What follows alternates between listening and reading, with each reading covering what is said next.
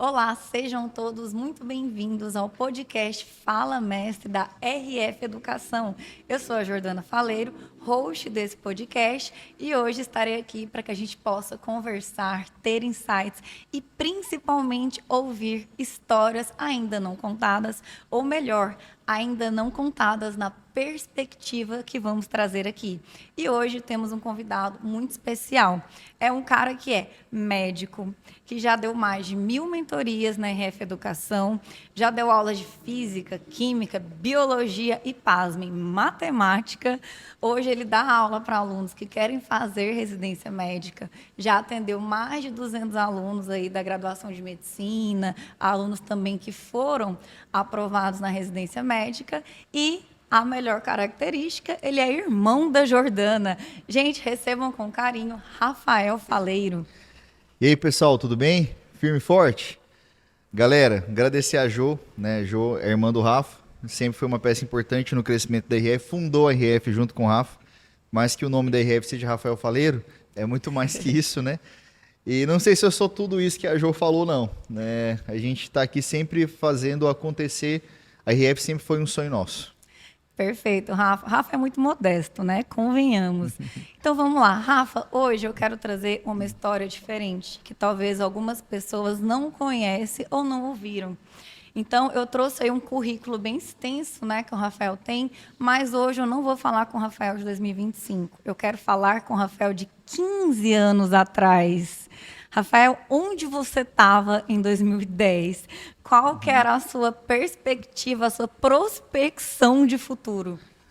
Pessoal, eu conto, né, isso nas mentorias coletivas aqui. Não sei se a Jo sabe disso, mas eu conto a minha história, inclusive até para alguns pais eu conto também. Eu nunca tive vergonha de falar sobre ela, até mesmo porque eu acredito muito, né, Jo, naquela questão de quebrar estereótipo, né? Então, talvez o que eu fale aqui hoje, muita gente até se assuste e fala assim, pô, tu era desse jeito, Rafa? Era. 2010 eu estava no Progressivo, né? Era o colégio que eu estudava. Você estava em qual ano do ensino médio, Estava você no lembra? terceiro ano do ensino médio, em Perfeito. 2010. Estava no terceiro ano. O Rafa não era muito estudioso, não. Na verdade, meu mundo era jogar bola, né? Eu acho que a Jo lembra, a gente morava ali no Morada Nova, que era um condomínio de Goiânia. Famoso Morada Nova. Famoso em Morada Goiânia. Nova. E em frente tinha uma quadra chamada Scala. Você lembra disso? Isso que a gente alugava, né? Às vezes eu também ia para lá jogar bola, tinha umas amigas, e aí a gente ia lá pro Scala. A gente pagava, acho que na época, R$ 20 a hora, né? Era bem baratinho na época. E eu passava, tipo assim, se brincar, eu passava a tarde inteira jogando bola. Então, eu tinha nessa época 17 anos de idade, eu tenho 32, né? Isso é muito tempo atrás, 15 anos atrás. E eu passava o dia inteiro jogando bola. Eu sempre fui aquele cara que a minha perspectiva era fazer engenharia civil. Eu nunca, não era medicina, eu não queria medicina. Né? Não era o meu curso de desejo. Então, Mas, Rafa, em algum momento no seu ensino médio, você sempre foi assim, determinado, eu quero fazer engenharia, ou passou pela sua cabeça fazer medicina, ou outro curso? Porque às vezes passa na nossa cabeça e a gente tem medo, né, de assumir quando é uma coisa muito desafiadora. na verdade, sim, Jô. Eu sempre quis medicina no fundo, só que eu não contava nem pra você, nem pra mãe, nem pra ninguém. Eu já desconfiava. No fundo, eu queria, só que eu não me achava capaz, porque aonde eu estudava era um bom colégio, mas eu não dava importância devida ao estudo que eu estava ali. Então, tipo assim, eu sempre brinco com os alunos, né, que eu era bem desleixado, então sempre deixava as coisas por último. Meu pai e minha mãe brigavam muito comigo, não sei se você lembra disso. Sim, e ainda tem Né? a questão de que talvez, né, às vezes a gente segue aquilo que a gente vê como exemplo, né? A gente geralmente quando a gente está no ensino médio e a gente não tem tanta maturidade assim, a gente acaba estudando na véspera de prova. Eu fiz isso a vida E aí, inteira. quando a gente vê que isso dá certo, a gente pensa, por que eu vou me esforçar para estudar vários dias se eu posso ter uma boa nota no boletim estudando um dia antes da prova? A gente faz essa Exato. conta, Demais, né? demais. Essa conta que a gente faz. Então, assim, eu fiz exatamente isso a vida toda, estudando de última hora, sem me dedicar muito. Então, 2010, o Rafael, do jeito que o Rafael é hoje, ele não existia, né? Eu não existia, não era um cara com muita base. Tanto que eu lembro até hoje qual foi a minha pontuação na prova da UFG. Eu acertei 52 questões de 90 na prova da UFG. para engenharia civil. E eu lembro que no terceiro ano eu fui aprovado para a segunda etapa, entendeu? Eu não passei nem de perto na segunda etapa porque eu não tinha condição nenhuma de passar. E a prova do UFG era bem difícil. Exato. A nota de corte para medicina, por exemplo, era 65 acertos, 66 de 90, né? Quando tinha a 70, prova. Às vezes batiam 70, 71. Era uma prova que você errava 18, 19 questões, 20 questões, e você ainda passava para a segunda etapa, né? Porque era uma prova difícil. Era uma prova então, difícil. É um contexto de uma prova difícil. E era muito nessa pegada. Então, eu acabo indo para engenharia civil na PUC, né? Eu fiz ali 6 meses, eu acho, na engenharia civil na PUC. E foi lá na PUC que eu consegui... O ambiente que a RF tem hoje, eu consegui ter na PUC. Então, por que a PUC, na engenharia civil, ela gira a minha cabeça e faz eu querer medicina? Eu era um dos melhores alunos da engenharia, né? Não sei se a Jo lembra disso, né? Então, isso até te deu um ânimo. Nossa, como eu sou capaz, né? Aquela coisa da gente se provar que a gente consegue algo. A galera me chamava de grande irmão, né? Era aquela coisa, o grande irmão, não sei o quê, o grande irmão, não sei o quê. E o tempo todo, eu e o pessoal lá da engenharia, hoje já são todos engenheiros já. Essa galera não tive mais contato com eles, né? Todos eles admiravam muito porque eu era muito bom de cálculo 1. E geometria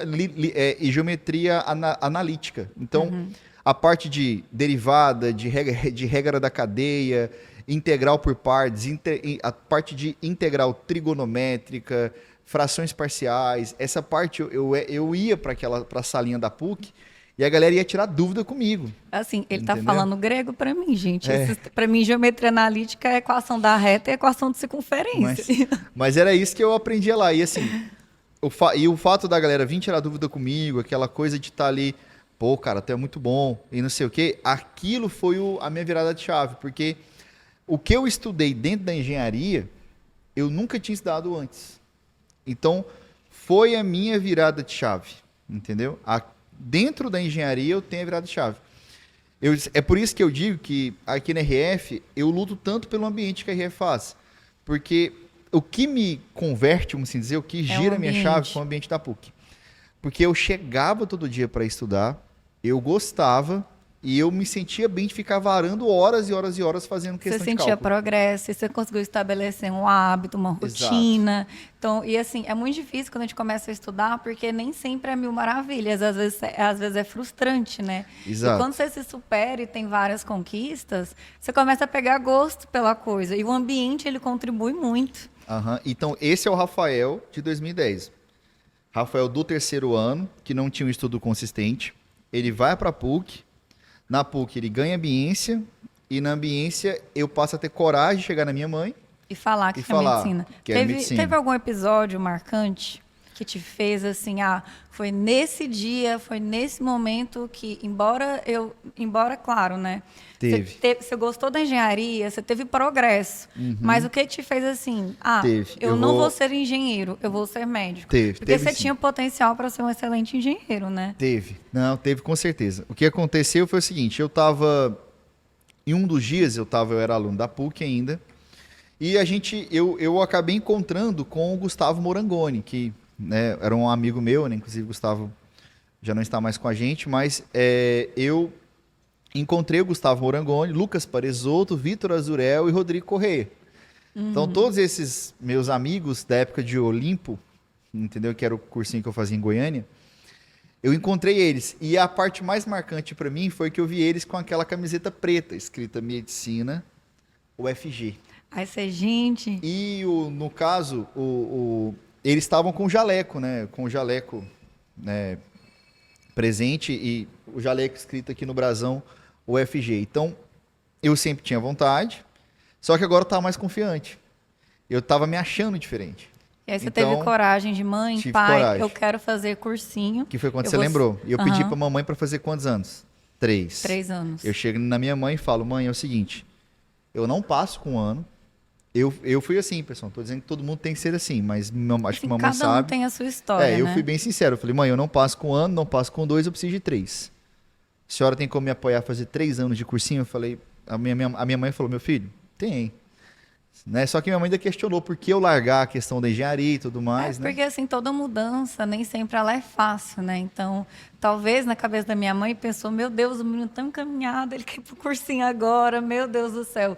E assim, a minha mãe, ela sempre sofreu muito junto com a gente a questão do vestibular, a espera do resultado. Às vezes tem momentos que isso é muito até angustiante, né? Porque você tem a sua vida, a sua perspectiva de futuro depositada em cima de uma prova. Exato. E aí eu acho que até aí é uma pré-história, porque até como se fosse história do Brasil, né? Aham, pré-história. Até então, a pré-história. Descobrimento do Brasil, descobrimento do Rafael, onde que ele descobriu. Exatamente. Porque a história de verdade mesmo, que eu acho que é a parte mais importante, não que essa parte seja relevante, né? Porque acho que a virada de chave é uma parte muito importante. Com certeza. Mas eu acho que agora, os meus 3 anos de cursinho, que agora a gente, né, essa história vai iniciar nos 3 anos de cursinho, eu acho que realmente é a parte que eu vou falar coisas que talvez vocês nem imaginavam, entendeu? Ou nem pensavam sobre, né? Rafa, não sei se você concorda comigo. Às vezes, as pessoas te olham, às vezes me olham para outras pessoas e pensam, talvez, que essas pessoas nasceram abençoadas, que essas pessoas sempre tiveram sucesso. E aí, por exemplo, muita gente olha para você e, às vezes, vê uma distância muito grande e que, às vezes, desanima. Sim. Aí, vê assim, meu Deus, ao tanto... o Rafa, ele é muito bom, ele sempre foi muito bom, ele nasceu para fazer sucesso. Mas, assim, o Rafael também foi humano, o Rafael também teve erros, assim como qualquer pessoa. A questão é, todo mundo vai ter um início. Inícios não são fáceis, todo Não. mundo tem oscilações, todo mundo tem dias ruins. Acho que hoje também, por questão de rede social, a gente está muito acostumado a ver trajetórias muito perfeitas, Porque, na verdade, vidas muito perfeitas. Porque, na verdade, você vê muito o final, né? O sucesso. O final, né? O final. exato. Ninguém sabe Mas o que está por antes, trás. não, você não vê. E o meu caso é esse, porque, não sei se vocês sabem, mas eu entro no Olimpo, que era o cursinho de Goiânia que eu fiz 2 cursinhos lá, Olimpo e o Cortex. E quando eu entro no Olimpo, o meu primeiro ranking foi 789. Porque, gente, o Olimpo tinham várias unidades, não só em Goiânia, em Brasília, acho que na época tinha Uberlândia também, Palmas. Então, assim, era muita gente fazendo a prova. Então, às vezes, era meio assustador. E meu primeiro simulado de matemática eu acertei 14 questões. Então, eu lembro, 2012 isso, eu cheguei, né? Não, foi 2011, metade do ano de 2011. Foi em agosto de 2011. A minha mãe foi me buscar, eu lembro até hoje, ela foi me buscar num Ford Ka, que a Binha tinha verde. Talvez a Binha é minha madrinha, tá, pessoal? Foi buscar.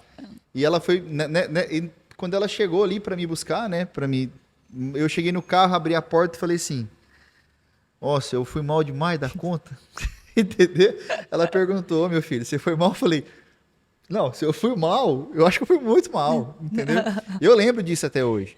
Então, assim, eu entrei acertando 14 questões em matemática. Rafa, e é uma coisa interessante, porque você tinha facilidade com cálculo na faculdade. Tinha. Só que quando a gente fala de simulado, a gente está falando de 5 horas sentado para fazer uma prova. E a matemática não é a mesma também. Exatamente, é contextualizado. E pior, na sua época, era linguagens, matemática E redação no mesmo dia. Então, talvez o tempo também tenha, era assim... 5 horas para isso tudo. Não existia 5 horas e meia. É mesmo, era 5 horas, gente, 5 era horas. horrível. O ano que eu fiz Enem, eu chutei questão de matemática, não deu tempo. Exato. Não deu tempo. E o tempo era muito corrido. E assim, como eu falei para vocês, eu comecei acertando muito pouca questão. Eu não entrei num ranking alto. Eu entrei acertando menos de 20 questões em matemática. Entendeu? Então, o meu ano de 2011, no cursinho, ele começa assim. E aí que, com o tempo, né, ali estudando, eu gastei mais ou menos aí 1 ano para ver minha nota começar a subir. Eu digo que a minha nota começou a subir de fato no cursinho em setembro de 2012. Que ela foi realmente ter um avanço. Que ela foi realmente ter um avanço. Eu acho que nessa trajetória teve o Bringel Conta e Mentoria, Jô, que teve uma noite que marcou muito ele. Que, claro que essa... eu até já ouvi esse episódio, mas... É claro que essa noite não fez o Bringel passar. Essa noite não fez ele passar. Porque teve uma noite que ele falou assim: cara, eu cheguei tão cansado em casa, eu dormi até meia-noite, eu acordei e estudei até 2 da manhã, 3. Porque ele queria muito não errar mais questões de um determinado assunto, Isso. né? obviamente, essas 3 horas de estudo de madrugada, nem indico isso, pessoal, mas ela não fez o Michel passar. Ela não foi por causa dessas 3 horas que ele passou, entendeu? O meu caso, teve um dia marcante na minha vida, em 2012, uma data, que depois desse dia eu virei outro Rafael ainda. Ou seja, melhorei ainda mais. Que é bem parecido, aconteceu com ele. Não que as 3 horas, assim, fez uma super diferença, mas foi um momento ali para ele que ele teve uma garra muito grande e aquilo fez ele se sentir mais apto, fez ele estar ali, como diz a expressão, na força do ódio. Na força do e ódio, agarrar exatamente. aquilo com todas as forças dele, né? E tá com mais motivação, com mais garra. Eu não sei se você lembra, foi no carnaval, na Fazenda. Eu lembro, ele fez o que Pontalina. você fez 700 questões. Eu simplesmente no carnaval fiz 784 questões, lembro até Gente. hoje. Porque na época eu falei assim, cara, eu peguei 2 dias, 3 dias de carnaval, fiz praticamente aí 200 questões por dia em cada um dos 3 Não, dias. e, gente, é porque assim, lá Eu em Goiânia... internei para fazer isso. Não, e o que fez, né, que deu esse gatilho no Rafa também? Lá em Goiânia tem uma escola, né, e curso pré-vestibular que aprova muito, que é o WR. E eles têm o listão de carnaval. Pós-carnaval, o dia seguinte que tem aula, o aluno só entra, não sei hoje, né, mas na época ele só entrava no cursinho se ele tivesse feito o listão de carnaval, que eram umas 500, 700 questões. Rafa pensou, eu tenho que correr atrás. Meus concorrentes estão fazendo listão de carnaval, WR. E eles aprovavam muita gente mesmo. Tanto que na época tinha gente que falava que ia passar no vestibular, mate um goiano, né? Porque o pessoal de Goiânia ia para todo canto. Sim. Então acho que esse foi um gatilho também, né? Tem assim... Eu sabia, né, dessa fama toda e assim, minha vibe, né, nesse carnaval era realmente terminar os cadernos das apostilas do Olimpo. Então, eu me coloquei para fazer e fiz mais de 700 questões, fiz quase 800, né? Foi 784. Esse número me marcou muito porque na época eu registrava, né? Então, o que acontece? Eu ia fazendo as questões e registrando e marcando o número da questão que eu tinha feito. Não foi esse carnaval que me passou, mas a volta desse carnaval eu volto num gás absurdo. Assim, eu volto num gás absurdo. É por isso que eu digo para as pessoas que depois de 2 semanas bem feito, que ela se dedica a fazer uma coisa, a chance dela virar a chave ali no cérebro dela é muito grande. E ter entendeu? essa constância necessária, né? Porque tu começa a acreditar que tu é capaz, entendeu? Então, eu tinha feito um final de semana tão absurdo, um carnaval tão absurdo, que eu cheguei com sangue no olho, meu parceiro. Eu tava com sangue no olho, parece que eu queria acabar com tu tá na minha frente, entendeu? Então, isso pra mim não foi o carnaval, exatamente este carnaval que me passou. Se eu tivesse, talvez, não feito, eu teria passado do mesmo jeito, de ampla concorrência aqui na UFMA. Só que eu sei que por ter feito aquilo, a minha garra aumentou. Foi tipo um fator que alimentou mais. Perfeito. Entendeu? Digamos que é um evento que te ajuda a ter uma mentalidade melhor, né? Exato. Uma coisa que eu até já comentei com vários alunos é, por exemplo, eu e Rafael estamos no cursinho. Nós dois queremos subir a nota de matemática. A nossa meta é fazer 30 questões, somos alunos ali no mesmo nível. Só que o Rafa acorda motivado, eu não acordo. Então eu penso, meu mínimo é o meu máximo, não faço 30, eu faço 20. O Rafa vai lá, começa, faz 30, aí ele, dá para fazer 40, eu vou fazer 40. Beleza, um dia não vai fazer tanta diferença, mas e ao longo de 20 dias? Em 20 dias, se eu fizer só 20 questões, eu vou ter feito 400 questões. O Rafa vai ter feito 800 questões. Ele vai ter feito o dobro de questões que eu fiz. Então, isso vai fazer diferença, porque ele está mais experiente, ele teve contato com mais modelos de questões. Então, tem pequenas lutas ali diárias que, quando somadas, dão um resultado estrondoso. Exatamente. Né? Então, essa questão de mentalidade, na minha visão, ela faz muita diferença. E é o que eu fiz. O que me trouxe para uma mentalidade forte foi essa data do carnaval. Que eu acho que depois dela, eu tenho realmente um padrão de estudo como eu nunca tinha tido na vida. E aí eu evoluo muito rápido, entendeu? Eu começo a ter evolução muito rápido. Então, eu passei a ficar extremamente focado em sala de aula. Eu passei a ficar extremamente disciplinado. Eu ficava no Você até falou comigo, tinha um professor que chamava de peixe, que estava... porque eu não piscava na aula. Porque, assim, tudo pra mim era, tipo assim, uma competição absurda. Tudo pra mim eu queria ganhar, eu queria crescer, eu queria aumentar a nota. E aí eu simplesmente saio de uma nota, para quem não sabe, meu Enem de 2011, eu fiz 703 de média. Exatamente 703, né? E eu saio de um 703 para um 779 em um ano, né? Ou seja, 76 pontos, eu aumentei né? 76 pontos, né, de TRI, não dá pra gente comparar um Enem com o outro, né? Mas assim, claro que pelo, né, o próprio microdado ele altera de um ano para outro, a gente sabe disso. Mas é um avanço Mas é um considerável avanço de qualquer considerável. forma. É um avanço considerável, a gente sabe que foi um avanço. E assim, o número de questões também aumentou. Eu tinha saído de 112 questões, que é o que eu tinha acertado, para 144. Então assim, já era um avanço muito grande, né? Perfeito? Então eu considero que vários pontos da minha vida fizeram com que eu tivesse viradas, entendeu? E sabe o que eu acho muito interessante? É que essa ambiência, né, desde quando você estava fazendo engenharia na PUC de Goiás, tudo isso foi te despertando para fazer parte de uma coisa grandiosa. Quando a gente se sente parte de algo grande, tudo muda na sua vida. Exato. Né? Você vai querer sempre buscar o melhor, você vai querer fazer ali do que você tem uma coisa muito boa, você vai começar a ter muito propósito. E para mim isso muda qualquer pessoa, isso muda qualquer jogo. Exatamente. Como eu falei, por isso que hoje eu defendo a RF do jeito que ela é. Porque para mim, sala de aula é importante? Mentoria é importante? Monitoria é importante? Também. Mas a minha grande prioridade de vida é o ambiente, é a ambiência. Porque se eu não tivesse frequentado aquela salinha no campo de engenharia da UFMA, da PUC, que é uma salinha que fica bem no centro, o pessoal que é de Goiânia vai saber, né, que faz engenharia lá, que fica bem no centro, que é uma sala toda espelhada. Se eu não tivesse passado horas e horas lá resolvendo questões do Leitold, acho que é esse o nome do livro, do Leitold 1, que é o livro de cálculo 1, alguém pode me corrigir se eu estiver errado, e eu passar horas e horas fazendo questões de cálculo 1, me dedicando para aquilo, porque eu amava fazer aquilo, e aquilo me despertou primeiro para o hábito de estudar. Depois, o fato de ter encarado aquele carnaval da forma como eu encarei, essas viradas de chave, essa ambiência que eu fui colocado junto, porque eu até pulei uma parte, Jô, se tu me permitir falar. Deve. Né?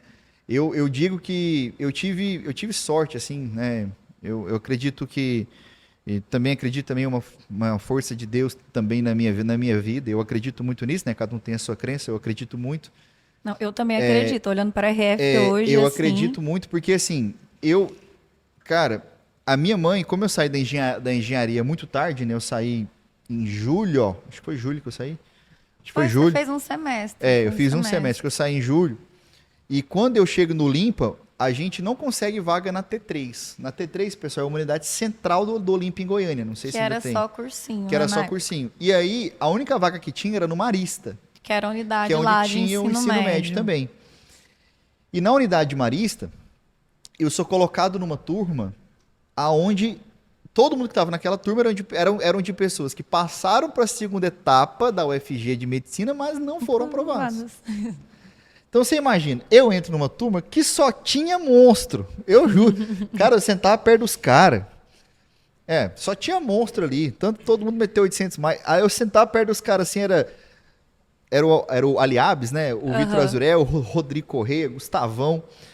Sentava assim, Guilherme, sentava do lado dos caras, assim, os caras começavam a fazer questão de química ali do Everton, o professor de Everton de química. Eu lembro. Aí eu parava, olhava assim e ficava assim, caramba, que é isso? Eu não vou chegar desse nível aqui nunca, entendeu? Que eu vou conseguir responder esse negócio aqui. Não tem jeito, não. Primeiro vem um susto, né? Tomei um susto. Eu lembro primeiro simulado. A gente foi fazer simulado, né, que foi esse. Aí o pessoal começou a falar. Pessoal, só para contextualizar, era linguagens, matemática e redação, tá? Era o segundo dia e o primeiro era humanas e natureza. E nesse de linguagem e matemática, eu tinha feito 24 em linguagens e tinha feito 14 em matemática. Então você entende aí que eu fiz 38, né? Sim. Perfeito? E aí eu cheguei na roda dos meninos assim, aí eles... Ei, Vitor, você fez quanto? Vitor, pô, fiz 78. Aí eu, Aliabes, 82. Aí perguntaram, e tu, Rafa? Eu... Prefiro não comentar. Fui mal, gente. Entendeu? Fui mal. Eu falava, né?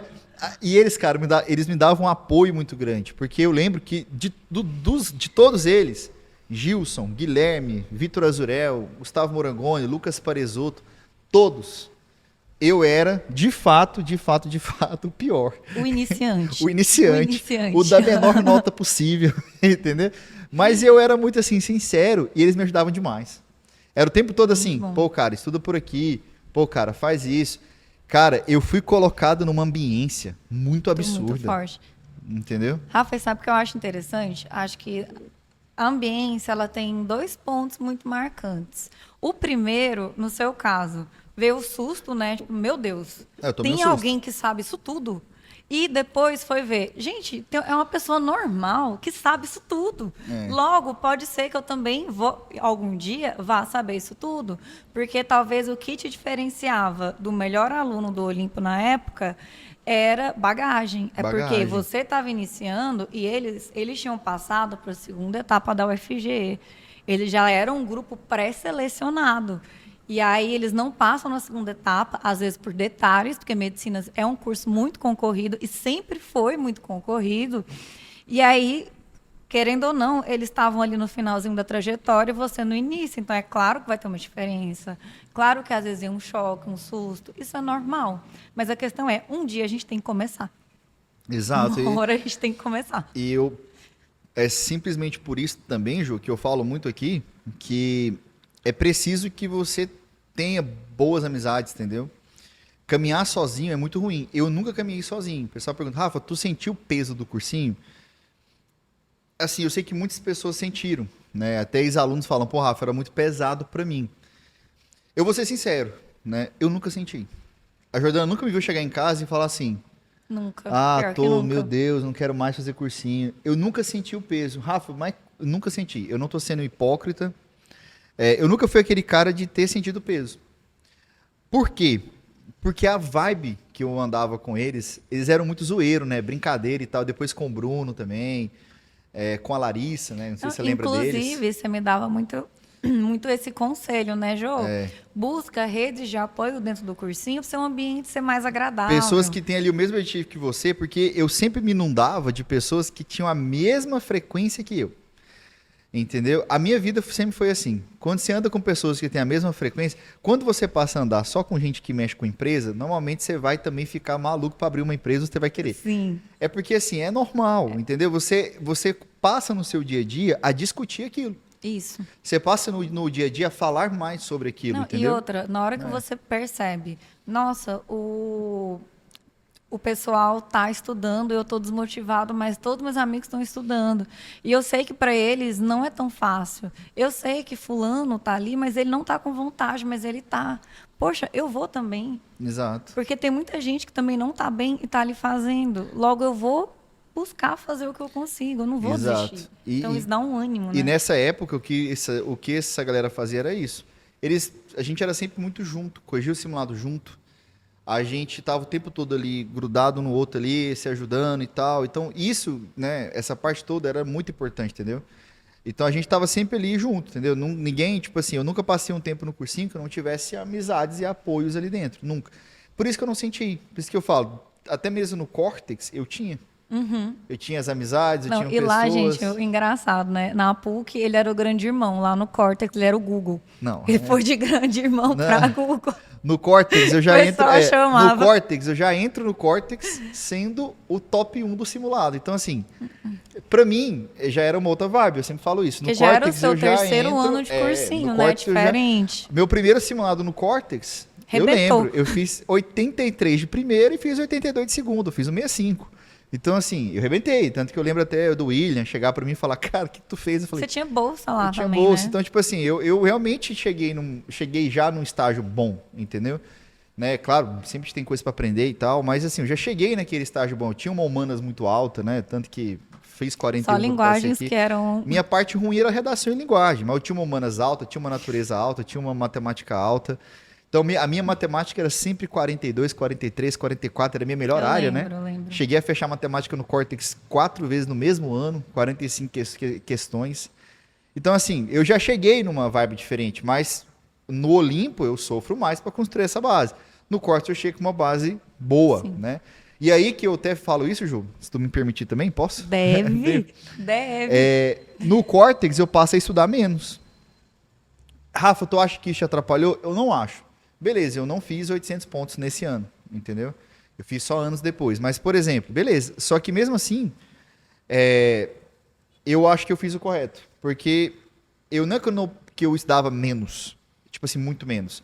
Não sei se o Jordana lembra, a gente ia embora 8 horas da noite. Sim. Eu já não ficava até 11 da noite, igual eu ficava no Olimpo. Sim, que já era uma carga horária, assim, Exato. absurda. Mas, então, às vezes, quando você tá aqui na RF, tu vê alguém que já tá muito bom, o simulado dele já é alto, e você vê ele no pátio, aí você fala assim, não, mas ele tá no pátio, ele é bom, ele é top 10, top 20, top 30, ele é um cara com alto desempenho, eu vou fazer que nem ele.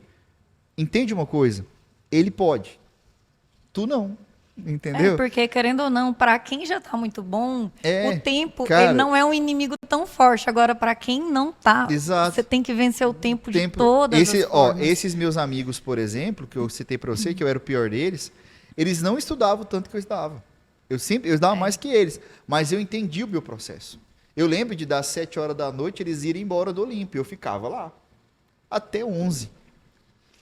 E eles sempre me falavam isso. Pô, cara, tu tá começando. Continua. É assim mesmo. Eu lembro do Aliabes. Aliabes, o nome dele, pessoal, acho que é árabe, por isso que tem esse nome. E o Aliabes, ele faz medicina na ESC. Já deve ser médico já, deve estar fazendo a residência dele já. Era um cara surreal, muito forte. E ele chegou para mim, ele tinha 6 anos de cursinho já. 6 anos. Eu lembro, não sei se você lembra disso. Ele passou no 6º ano de cursinho dele. E ele falava para mim, cara, eu já passei muita coisa que você vai passar agora. Mantém teu foco. E eu lá, Rafael, com 19 anos de idade, seu primeiro ano de cursinho, entendeu? E ele falava pra mim, cara, tu vai passar por muita coisa. Você precisa fazer mais do que a gente mesmo. Você tá começando agora, você vai ter que fazer mais do que a gente mesmo, entendeu? Então, isso é um ponto importante, né? Perfeito, Rafa. Agora sim, a gente tá no 2º semestre, bem próximo do Enem. Na sua época, você sentia um aumento de ansiedade? Como é que era a sua preparação pré-prova, né? Ali 2 meses, 3 meses antes da prova. O que passava na sua cabeça? Você acreditava que ia passar? Como é que você estava nesse momento? Até interessante. Rapaz, esse podcast foi uma coisa muito interessante de fazer ele, porque é a primeira vez que eu conto isso, né? Essas coisas, né? Acho que eu contei 10 anos de RF, não contei essas coisas, né? Totalmente intencional, era o que eu queria trazer. Como eu falei, gente, histórias ainda não contadas ou ainda não contadas na perspectiva que a gente vai estar trazendo, né, em todos os nossos episódios. Eu sempre tive uma coisa comigo de concentração, né? Não sei se acho que a Jo vai lembrar. Uma vez a gente foi fazer prova, tava eu, ela e Bruno no carro. Bruna é nossa prima. Nossa então prima a gente Bruna foi faz junto. medicina. Eu tinha um... Faz não, ela já é residente. Eu tinha um Celta, 2004, você lembra? Celta vermelhinho, um Celta 2 vermelho, portas. 2 portas, sem ar-condicionado, direção mecânica. Era meu carro. Ano cara. 2003. 2003, na verdade, exatamente. Cara, eu agradeço muito meus pais por terem me dado esse carro, porque... Cara, podia ser o carro mais simples do mundo, mas, gente, pensa no companheiro que eu tive por 2 anos. Jordana lembra, eu ia com ele todo dia embora, meia-noite do Olimpo. Então, esse carro me ajudou demais, você não tem noção não. Era pra mim, assim, meu irmãozão. E não dava pra ir mecanado, você lembra, dava pra ir mecanado. E quando a gente ia fazer prova, a gente foi nesse carro uma vez, você vai lembrar. E eu botei uma música do Linkin Park.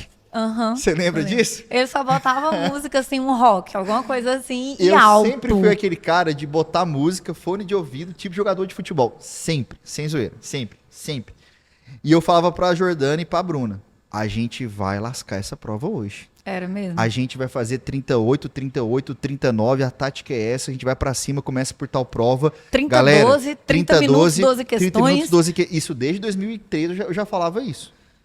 A gente vai fazer desse jeito, começa por tal prova, galera, foco total, não tem, a gente vai chegar lá, fica muito concentrado, olho esbugalhado, vamos pra cima. Eu era de jeito. Sem zoeira, de jeito. E eu botava te olhar e falar assim, eu tinha esse esse sangue vai no passar. olho, cara. Eu tinha essa força tão absurda, assim, eu tenho isso até hoje. Tipo assim, às vezes eu boto uma música, principalmente quando eu não tô com a minha esposa, né, com a Carla, eu tô sozinho no carro, meu parceiro, eu canto alto sozinho. Mas você fala, Rafa, por quê? Porque isso é como se fosse pra mim um extravasamento muito forte. E isso me dá uma força que quando eu faço isso, eu tenho vontade de chegar em casa e trabalhar até 5 da manhã sem parar. Juro. Te dá uma energia, parece assim. Parece que eu recebo um potencial de 220 Entendeu? E eu fico maluco, Ligou na cara. tomada, recarregou e... Pronto, eu fico maluco. Então, tipo assim, eu fazia muito isso. Então, pré-prova, eu sempre ficava com muito foco. A Jordana lembra disso. Isso é importante. Eu era um cara que, tipo assim, eu tinha muito essa coisa. O pessoal me chamava muito de peixe, né? Professores, porque eu não piscava, né? E assim, antes de cada simulado meu, eu chegava meia hora antes. E cada prova, e eu ficava muito, muito concentrado. Eu nunca fui fazer um simulado, nos meus 2 últimos anos de cursinho, primeiro ano sim, que eu não tenha chegado na sala e tenha chegado desleixado, despreocupadão. Não, eu sempre cheguei pilhado e concentrado. Sempre. Em todos os meus simulados. Seu treino era para ganhar Meu o treino jogo, era né? esse. Seu treino era o jogo. Eu sempre ia muito pilhado, centrado no que eu tinha que fazer. Eu ia de casa pensando, eu não mexia em celular. Eu sempre fui assim, isso não é nenhum tipo de falácia minha, você lembra disso? Eu lembro. No próprio carro eu ia falando isso para as duas. Então assim, e quando era prova de vestibular eu chegava 1 hora antes. Bem antes do portão abrir. E eu lembro disso, a gente ficava sentado, quieto, e eu ficava só fixamente olhando pro nada, visualizando a prova. Eu sempre fui assim. Então, eu tinha muito esse hábito de concentração mental. De estar muito inundado naquele ambiente. Eu vejo isso muito forte no esporte hoje. Não, e assim... Concentração, você não deixar a tua mente escapar para nenhum Exato. canto. Então, eu sabia muito bem o que eu ia fazer. Eu sempre respirava fundo, eu sabia das minhas adaptações e eu nunca ia para uma prova desleixado. Porque eu nunca queria... como é que a minha cabeça ela funcionava? Cara, como é que eu vou para um simulado desleixado e para a prova eu vou nervoso? A grande dissonância para mim hoje é que tem gente que vai fazer prova da RF de um jeito E o Enem de e outro. ele quer que o Enem seja do mesmo jeito. Não vai ser, porque o Enem você vai estar nervoso, não adianta.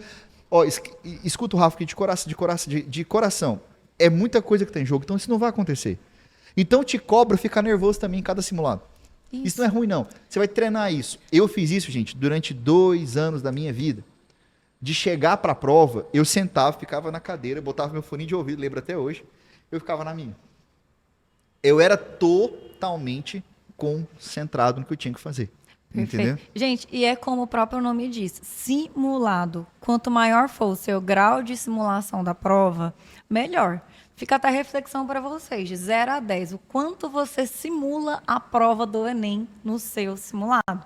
Porque isso faz diferença. Criar essa atmosfera de prova te faz treinar e prevenir possíveis erros, né, Rafa? Com certeza. Com certeza, é. Aí, para a gente encerrar, né, esse podcast maravilhoso, tá? Quem está assistindo, deixa comentário, dá aí um feedback para gente.